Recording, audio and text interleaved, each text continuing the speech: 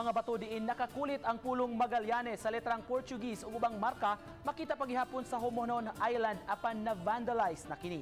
Atong tan-awon pinaagi niining report. Napana mo ang historian ug UP professor nga si Rolando Borinaga nga nagsusi sa mga bato. Ang usa ka bato dunay nakakulit nga Portuguese character ug makita ang pulong Magallanes.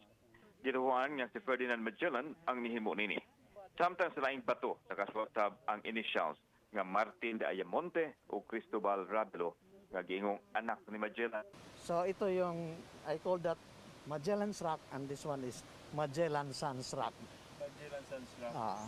So ito yung mga writings nila. Sila ang gumawa niya. Portuguese yung gumawa yan. 500 years ago. Apan nasubo si Dr. Borinaga kat ang bato gihilaban ug gihugaw-hugawan. Ang bahin sa bato natabunan sa buog semento.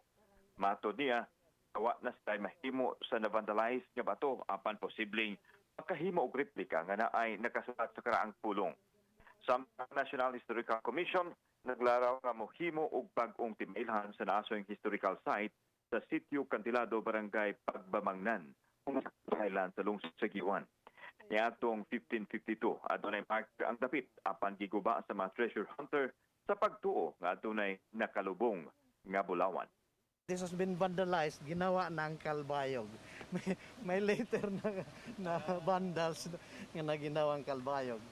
At saka ito, they were supposed to put a new marker here.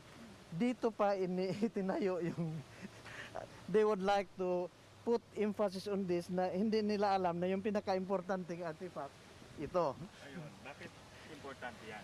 Magellan na yun, ito anak. Gikan diri sa Giwan Eastern Samar, kauban si Philip Patricio ug Godfrey Lian, ako si Alan Domingo. Balitang Bisdak.